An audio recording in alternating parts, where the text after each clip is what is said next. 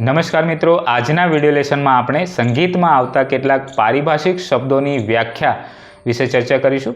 તો વિડિયોમાં અંત સુધી બના રહેજો। સાથે સાથે ચેનલ ઉપર પહેલી વખત આવ્યા હોય તો ચેનલને સબસ્ક્રાઇબ કરી બેલ આઇકન ક્લિક કરી ઓલ પર ક્લિક કરજો, જેથી કરીને આવનારા તમામ વિડિયોની નોટિફિકેશન તમને સમયસર પ્રાપ્ત થઈ જાય।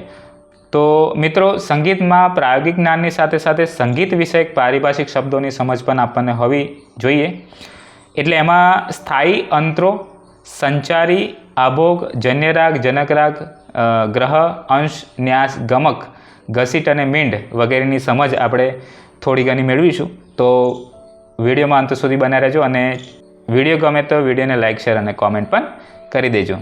તો મિત્રો, ગીતના અવયવ વિશે ચર્ચા કરીએ તો ગીતમાં જુદા જુદા વિભાગને અવયવ અથવા તો ધાતુ તરીકે ઓળખીએ છીએ। વિલંબિત ખ્યાલ અને છોટા ખ્યાલ ચીજ વસ્તુમાં સ્થાયી અને અંતરા બે જ અવયવ ખાસ જોવા મળે છે, એટલે કે વિશેષ જોવા મળે છે। જ્યારે ધ્રુપદ, ધમાર એમાં 4 અવયવો આપણને જોવા મળે છે।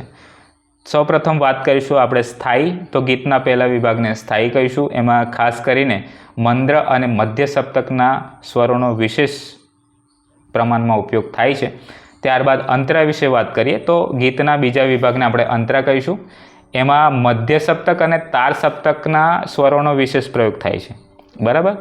એટલે કોઈ પણ ગીત અથવા તો ભજન હોય એમાં સ્થાયી પાર્ટ કયો છે અને અંતરા પાર્ટ કયો છે એ આપણે ઓળખવું હોય તો કોઈ એક ભજન આપણે લઈએ, દાખલા તરીકે, દ્વારિકાનો નાથ મારો રાજા રણ છોડ છે, એને મને માયા લગાડી રે।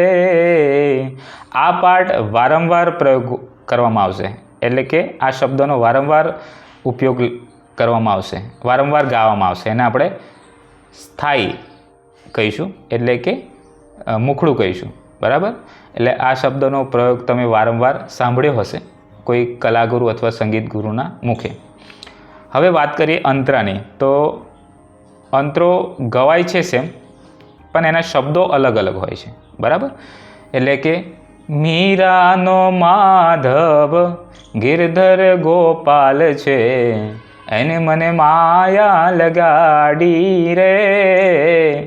ત્યારબાદ ચેન્જ થાય છે શબ્દો, ગાયોનો ગોવાળ મારો રાજા રણ છોડ છે, એને મને માયા લગાડી રે। એટલે શબ્દો અલગ છે પણ ગવાય છે સેમ સ્ટાઇલમાં, બરાબર। તો સ્થાયી અને અંતરા વિશે તમને ખ્યાલ આવી જ ગયો છે।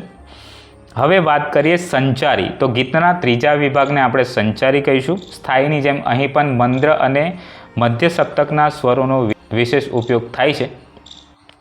આભોગ, તો ગીતના ચોથા વિભાગને આપણે આભોગ કહીશું।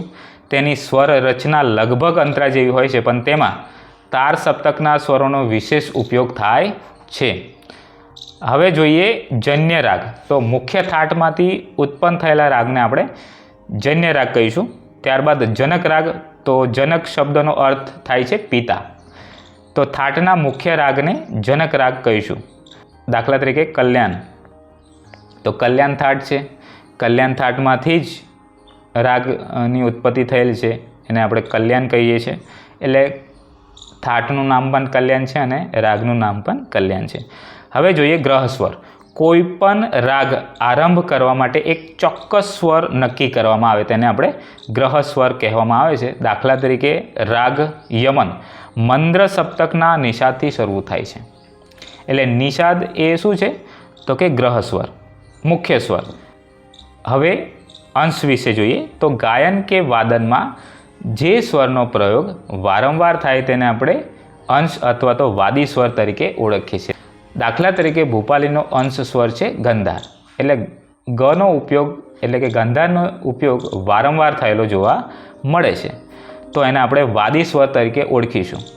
આગળના વિડીયો લેસનમાં આપણે રાગ ભૂપાલી, રાગ દુર્ગા અને વૃંદાવની સારંગ જે શીખી ગયા, એ રાગની અંદર ઘણી બધી વ્યાખ્યાઓ આવતી હતી અને એ વ્યાખ્યાઓ વિશે આપણે ચર્ચા કરી જ હતી, તો એ તમને પ્રોપર ખ્યાલ આવી જ ગયો છે।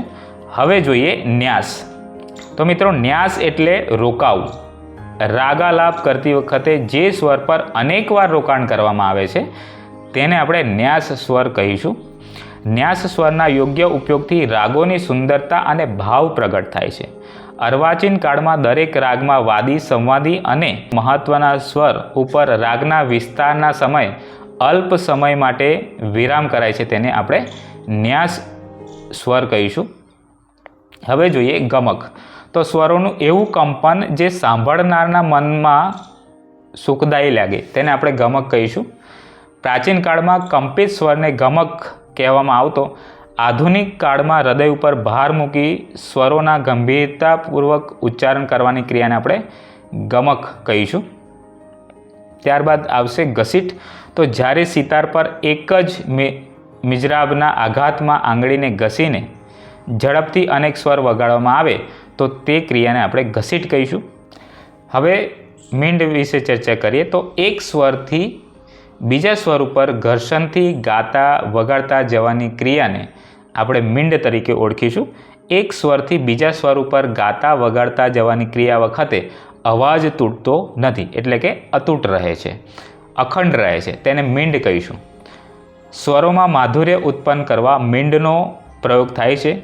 સા પની મીંડમાં સા અને પ સ્વરની વચ્ચે આવતા ની અને ધ સ્વર પણ લાગશે, પણ એ ક્રિયા કરતી વખતે ની અને ધનું અસ્તિત્વ સ્પષ્ટ રૂપે સંભળાવવું ન જોઈએ. મીંડ સ્વરોની ઉપર ઉલટા અર્ધચંદ્રકાર જેવું ચિહ્ન દર્શાવાય છે. તો મિત્રો, આજના વિડીયો લેસનમાં આપણે ઘણી બધી જે વ્યાખ્યાઓ છે એ જોઈ ગયા. આ બધી જ વ્યાખ્યાઓ આપણા માટે ખૂબ જરૂરી છે, કારણ કે આપણે મ્યુઝિક શીખી રહ્યા છીએ. એ મારા માટે પણ જરૂરી છે, એ તમારા માટે પણ જરૂરી છે. એટલે વિડીયોમાં અંત સુધી બન્યા રહેજો.